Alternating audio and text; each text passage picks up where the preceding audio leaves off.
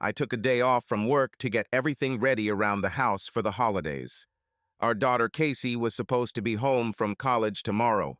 Casey is a senior. My wife and I look forward to this holiday homecoming every year. We haven't seen Casey since we visited her school in October.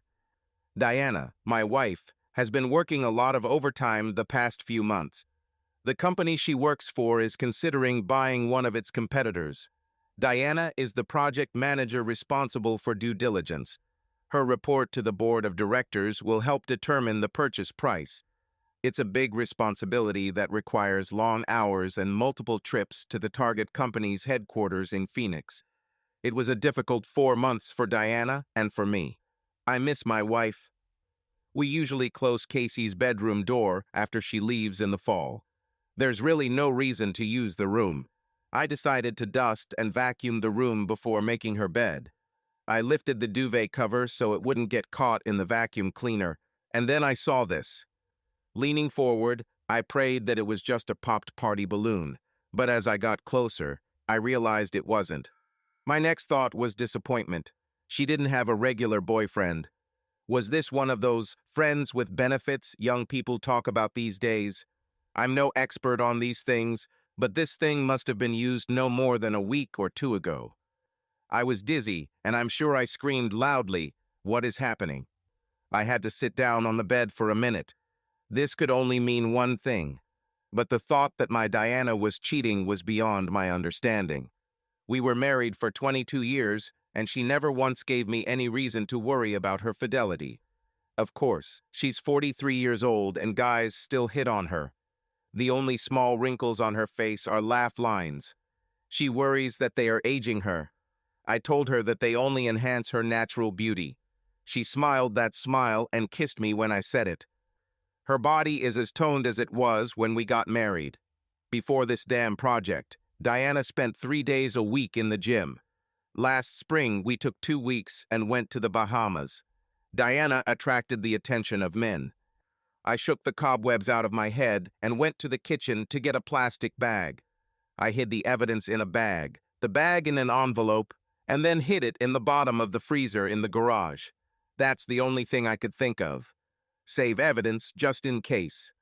I didn't even want to think about the consequences of this. Divorce? Will I be able to forgive Diana? What if she doesn't want forgiveness? What if she's in love with this guy? I was completely out of my element. It came out of nowhere. Like a robot on automatic, I went upstairs and finished tidying up Casey's bedroom. Having made the bed, I was not one step closer to the plan of action. I called my brother and asked if he had time to meet me for lunch. Dave works in the city. Judging by his voice, he was glad to hear from me and glad to get out of his office for lunch when I said I was treating him. Dave and I were sitting in a booth. I leaned forward and lowered my voice. "Dave, this won't lead to anything. This only applies to you and me, understand?" "Of course, Al. What's happening?" I told Dave what I had discovered. He sat with his mouth open. "Al, I can't believe this. Not Diana. She loves you, man." That's what I thought. But how else can I explain what I discovered? Only the two of us live in the house. The only guests we had all fall were the Johnsons, and they stayed in the guest room. I don't think they would have snuck into Casey's room. "What are you going to do?" "I think I'm going to meet Diana face to face when she gets home tonight. I can't imagine acting like nothing happened." No, don't do that. Confronting her without evidence is the last thing you should do." "Why not?" "Let me tell you why not. 2 months ago, I came home from work early. As I walked in, I could have sworn I heard the door at the back of the house close. At first, I thought it was Janet coming out the back door and headed towards the kitchen, but then I heard her calling me from upstairs. I stood up and saw Janet in a robe. I asked her what was going on. Did I catch her doing this? I was angry. Janet was unstuck. She screamed at me for a couple of minutes. How could I blame her, the mother of our children, for such a thing? She blasted me for thinking that. It was freezing cold in the house until she finally let me out of the kennel.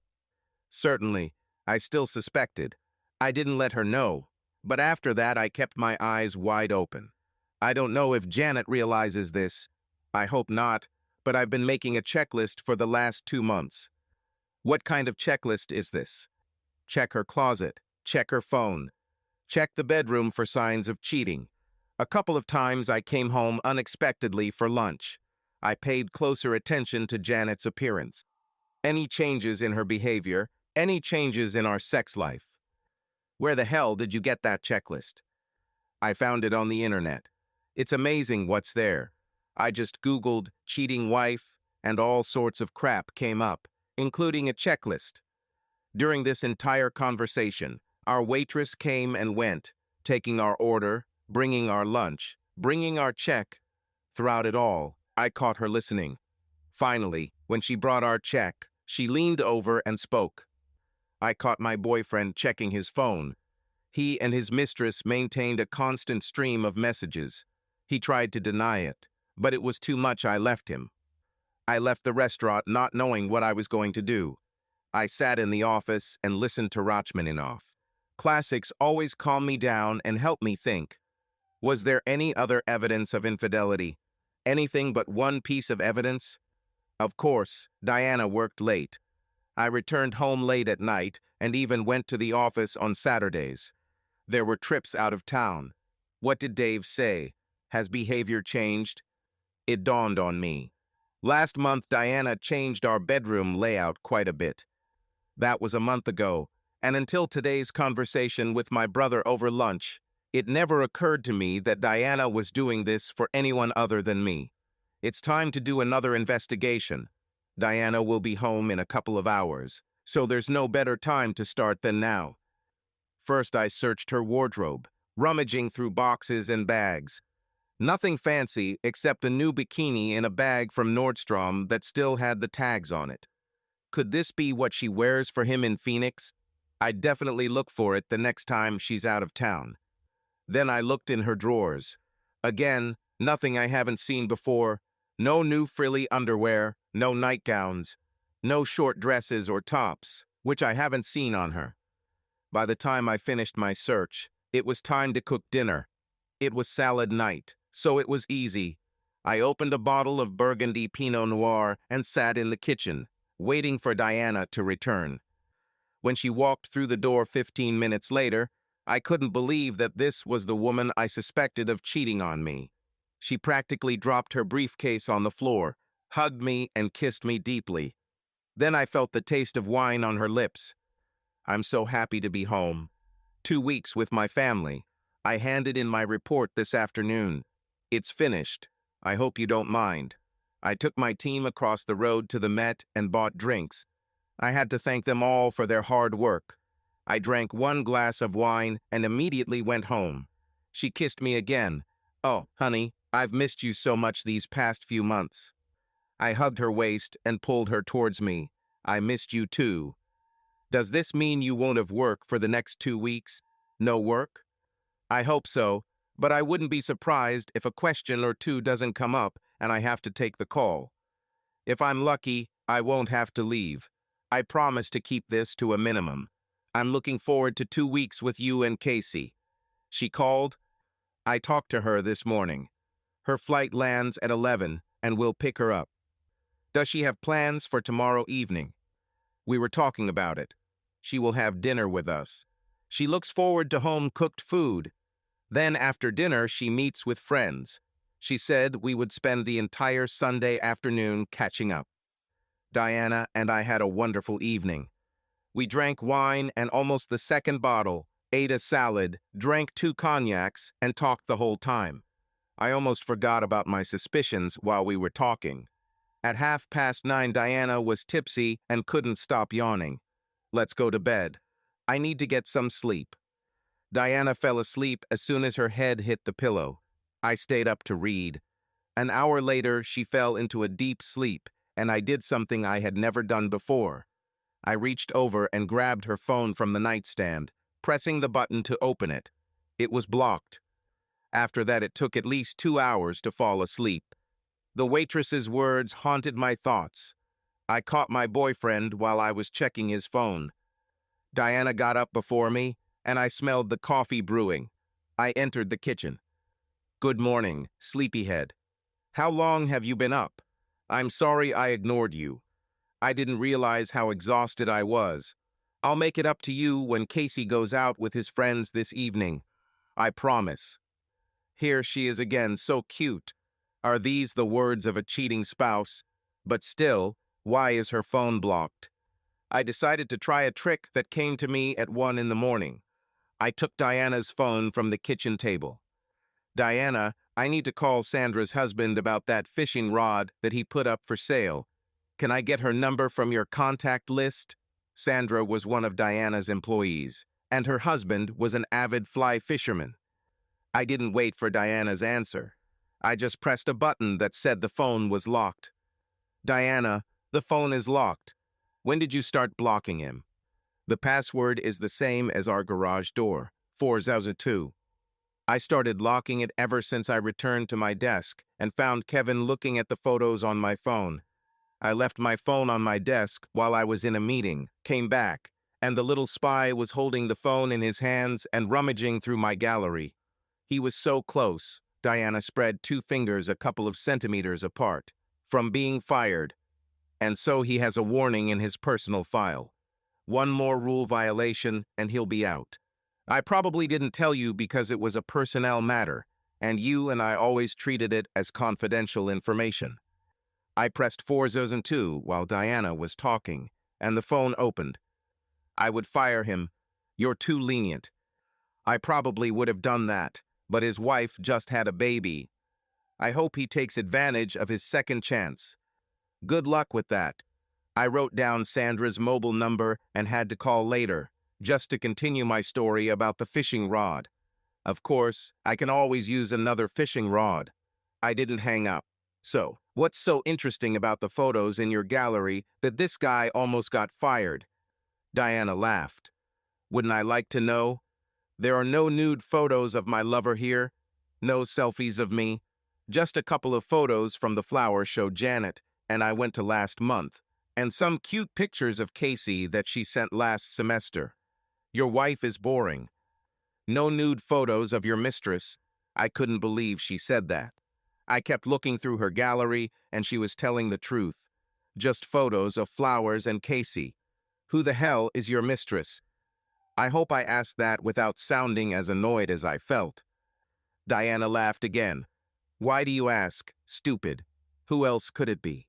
This woman is driving me crazy." We continued to chat about the dinner menu and whatever else while I continued to sneak through her text messages. Diana didn't pay attention, and I didn't find anything. We met Casey at the airport and spent the next 2 weeks on a wonderful family vacation. We went to the mountains and went skiing. We spent 3 days snowshoeing in the Methau Valley.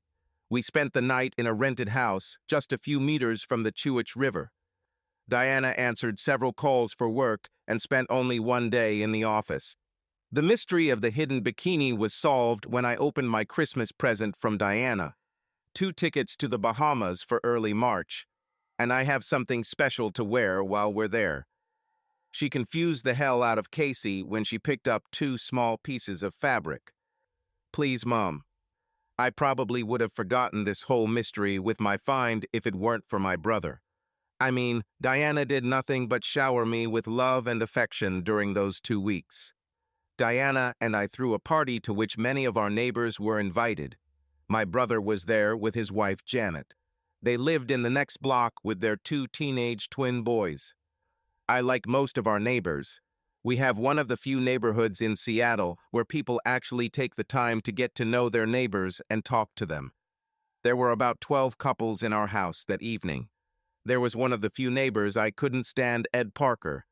The only reason he was invited was his wife, Sylvia. She is such a nice lady that Diana insisted that we invite them, even though Parker was a braggart and a flirt. Not a fun flirt, but one of those jerks you want to keep away from your wife because you know he'd sleep with her if your wife had the bad taste to let him. During a party, Ed Parker drank too much and began to lose his tongue. He and Hank Jones went out to smoke on the patio, since there is no tobacco in our house. Diana has a hard time with him on the street, and Ed has been bragging to Hank about some of the wonderful ladies in the neighborhood. Dave peed in the restroom. The window was slightly open and Dave could hear Ed's words. It didn't go far because Hank was tired of Ed's boasting. He put out his cigarette and returned to the house. The fact is that since Ed was fired from his job at the bank, he was the house husband, and Sylvia brought home the salary. So, if there's one guy who has the time, opportunity, and inclination to sleep with any of the neighborhood wives, it's Ed Parker. The next day, Dave came over and relayed what he had overheard. I froze in bewilderment when Dave asked the question, "Al, do you think Ed Parker was the one who was in your house?" "Never. Damn it, I can't see Diana with that bastard. She knows I hate that idiot. She thinks he's an asshole, and besides, I don't think Diana is cheating on me." "But you're fine. How do you explain this?" "I don't know. I just don't think it's Diana." "Well, if it were me, I would need to know for sure. I couldn't live with a cheating wife." "Watch your language, Dave. You're talking about my wife." "Sorry anyway." Dave didn't finish the sentence. He didn't need to finish for me to understand his point. "I thought about the find in the freezer. Can I take DNA from Diana and Ed to compare it with the DNA on the find?" It seemed like a stretch. "And will this be real evidence that I can use in court if push comes to shove?" I decided to do it easier. The next week, I was out of town for 4 days. If something went wrong, the two of them would take advantage of the situation. The salesman at the spy store was more than kind, probably because I walked out of the store with $100 worth of gear. I could install a small motion-sensitive camera in Casey's room. It would remain hidden among all the trinkets on her shelf. Same for the guest room, which now had a new clock radio with a camera inside. In our bedroom, it was more difficult. Anything new in the room would be noticed. I chose a voice-activated voice recorder hidden under my nightstand. This should have been enough. It's been a tough week, perhaps the longest in my life. I talked to Diana every night, and if anything happened, she was the greatest actress in the world. Nothing came out of her mouth other than "I love you" or "I miss you." On Friday, she took a day off from work and met me at the airport. We bought some Thai takeout from our favorite eatery and ate it at. The entire weekend was spent making up for my absence. Plus, unfortunately, Diana had to fly to Phoenix on Tuesday to officially sign the purchase agreement. "I'm sorry that this couldn't be done while you were out of town." Lawyers only finished paperwork on Wednesday. By the time the ink was dry, the board had taken several days to organize the trip. I'm leaving Tuesday morning and will be back Wednesday evening. There's nothing you can do. I just hope this is the last big project for you this year. You really burned both ends of the candle. You did great, my love. I loved this woman so much that I spent that weekend hoping and praying that nothing would come of all the recordings. On Tuesday morning, Diana left for her flight at 6 in the morning. I poured myself a cup of coffee and settled into my office to review the cameras and voice recordings. I started with the most likely room, Casey's room. The image appeared immediately. The date and time are Wednesday at 1 p.m. Two adulterers entered the room. I was horrified to watch the destruction of at least one marriage, and possibly two. I had no idea how Sylvia would react to watching a copy of this video that I planned to share with her. I quickly scrolled through the scene. I didn't need to see the details, but I was curious to hear what the two were talking about. Nasty comments directed at their innocent spouses. So I rewinded, stopped, looked, and listened, then fast-forwarded again. "Why don't you take the pills?" "Because hubby has reformed, and I don't want to risk him finding out that I'm taking tablets. And I don't want to risk getting pregnant. I was worried like crazy when my twins were born, just waiting for them to be born to make sure they were his. If they turned out to be half Asian, all hell would break loose. This was the last time I made the mistake of getting involved with someone of a different race." "How many men have you slept with while you're married?" My daughter-in-law was indignant. Janet pushed him away and answered his question. "Not that it's any of your business, but your third. I love the way my husband takes care of me and the twins. We have a good life, but he only meets some of my needs. That's why we need to be careful. He almost caught us in October. This is the last time west of my place, and since your wife comes and goes all day, this is the safest option. Until my niece comes home, it would be difficult to explain. I called Dave at work and asked him to come over after dinner. He came, and it didn't go very well. He cried for a while, and we drank too much. I called Janet and told her that Dave would sleep it off at our house. I didn't tell her what triggered the overindulgence, and she didn't ask. I won't describe everything. Dave and I took Wednesday off. After he recovered from his hangover, we went to my lawyer's office and spoke with their family specialist. Dave filed the divorce papers. Something didn't go the way she wanted. The twins turned 14 and decided to live with his father. I was prepared for them to hear, rather than see, their mother's confession of betrayal of their father. Fortunately, this was not necessary. The boys chose to stay with their father. Because Dave wanted to take the boys, the judge gave him possession of the house. He was supposed to pay Janet maintenance for 2 years, but for those 2 years, it was only $1,200 a month. Sylvia divorced Ed using the video I gave her. She stayed in the house, and he left. Thank God, because Dave was looking for him. I heard that Janet tried to get Ed to move in with her, but Ed said he wouldn't have anything to do with a cheating woman. Diane and I did everything we could to help Dave get through the drama of that first year. Diana was especially helpful with her 2 godsons. They both depended on her as a companion. Even Casey helped out with her cousins. After graduating in May, she spent the summer, her last stay with us before moving to Portland in September, giving advice from a woman's point of view.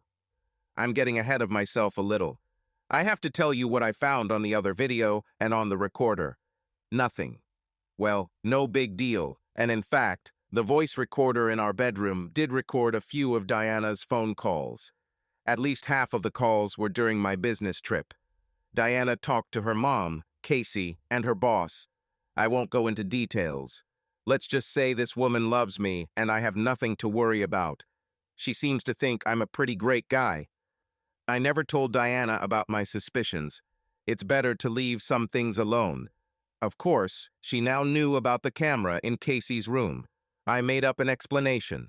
Told her I suspected Janet had used the key she had to our house to meet Ed. I just needed to prove it. Diana seemed to buy this explanation until it's been almost a month since all this shit came out.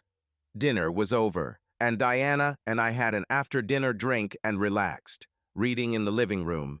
Suddenly, Diana looked up from her book. You thought I was cheating on you. Oh shit. I sat, looking like the proverbial deer caught in the headlights. Diana sat in her chair, staring at me, waiting for my answer. Baby, come here on the sofa. Let me tell you a story. I explained the circumstances. All this lay on one side of the scale. Then I told her that all this time I never truly believed that she could cheat on our marriage. Despite all these strange facts and circumstances, she was not that kind of woman. Diana looked at me. I could see that she was struggling to understand. That's the kind of woman she is. She hugged my neck and said the magic words. Alec, honey, I could never do this to us.